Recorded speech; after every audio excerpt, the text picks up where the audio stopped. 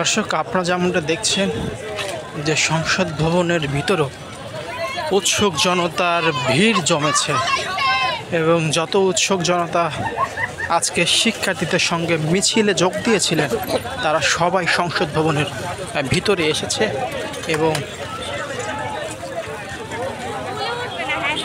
এবং তারা সবাই সংসদ ভবনকে দখলে নিয়েছে। এবং আমরা দেখেছি যে সংসদ ভবনের ভিতরে যত আসবাবপত্র জিনিসপত্র ছিল সব কিন্তু হরিলুট চলছে এবং পুরো সংসদ ভবন কিন্তু নিয়ন্ত্রণে নিয়েছে উৎসুক জনতা। এবং শিক্ষার্থীদের আজকে আন্দোলন ছিল লং মার্চ টু ঢাকা, অর্থাৎ দেশের বিভিন্ন অঞ্চল থেকে শিক্ষার্থীরা আজকে ঢাকায় আসার কথা ছিল। সেই ঘোষণা অনুযায়ী শিক্ষার্থীরা আজকে ঢাকায় এসেছে এবং তারা খণ্ড খণ্ড মিছিলে শাহবাগে একত্রিত হয়েছে। লাখো লাখো শিক্ষার্থী আজকে শাহবাগে আমরা দেখেছি এবং শিক্ষার্থীদের সঙ্গে একাত্মতা প্রকাশ করেছে সাধারণ মানুষ এবং বিভিন্ন শ্রেণী পেশার মানুষ। তারাও শিক্ষার্থীদের যে লং মার্চ টু ঢাকা কর্মসূচি মিছিলে যোগ দিয়েছেন এবং দেখেছি যে শাহবাগে একটি বিশাল মিছিল তারা করে সেই মিছিলটি শাহবাগ থেকে গণভবনের দিকে তারা যাত্রা শুরু করে এবং সেই মিছিলটি বিজয় সরণিতে আসার পরে তারা বিজয় সরণিতে বঙ্গবন্ধু শেখ মুজিবুর রহমানের যে ভাস্কর্যটি ছিল সে ভাস্কর্য তারা ভেঙে দিয়েছে। এবং দেখেছি যে বঙ্গবন্ধু সামরিক জাদুঘরের পাশে একটি প্রাইভেট কারে অগ্নিসংযোগের ঘটনা ঘটে এবং তারপর থেকে উৎসুক জনতা গণভবন, প্রধানমন্ত্রীর যে কার্যালয় আছে সেই কার্যালয় এবং জাতীয় সংসদ ভবনে তারা দখলে নিয়ে নেয়।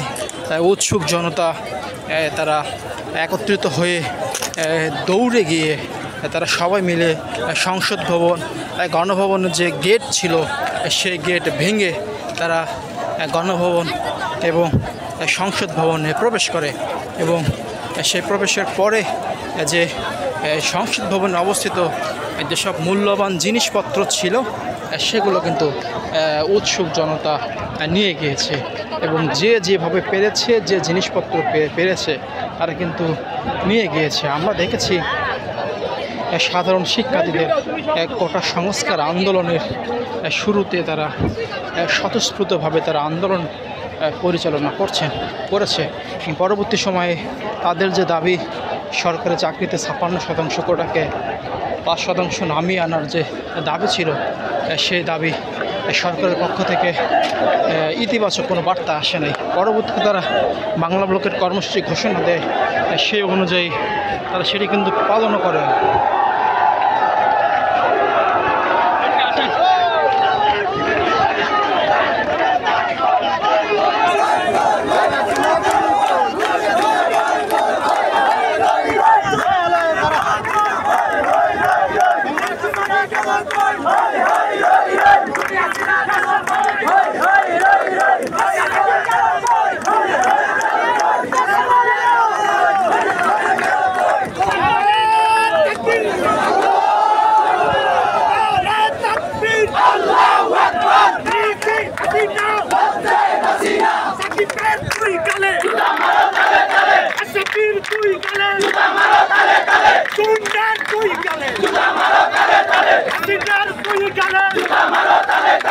Gonna get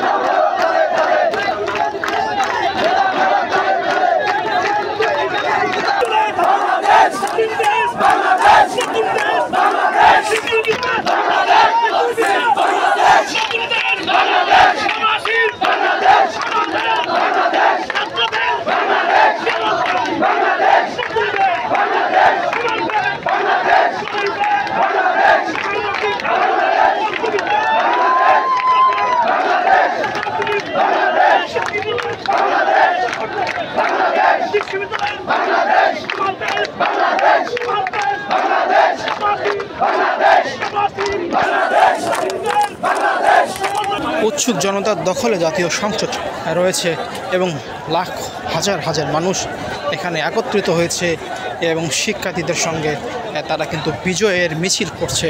কোটা সংস্কার আন্দোলনে যেসব শিক্ষার্থী মারা গিয়েছে সেসব শিক্ষার্থী হত্যাকারীদের বিচার করা হবে এবং খুব দ্রুতই সেই বিচার হবে এবং যারা হত্যাকারী তাদের বিচারের আওতায় আইনে এবং দেশকে একটি সুশৃঙ্খলভাবে অন্তর্বর্তীকালীন সরকার নিয়ে আসা হবে। আমরা দেখেছি এর আগে 2007 সালে তত্ত্বাবধায়ক সরকারের হাতে কিন্তু দেশ ছিল।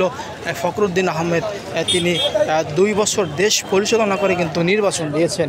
সেই 2007 সালের পর আমরা দেখেছি 2024 সালে এসে ছাত্র আন্দোলনের মধ্য দিয়ে 17 বছর ক্ষমতা থাকা আওয়ামী লীগ সরকার, ক্ষমতাসীন আওয়ামী লীগ সরকারে কিন্তু পতন হয়েছে। সংবাদ, ফিচার ও অনুষ্ঠানের জন্য ভিজিট করুন সংবাদ প্রকাশের ওয়েবসাইট এবং যুক্ত থাকুন ফেসবুক পেজ ও ইউটিউব চ্যানেলের সঙ্গে।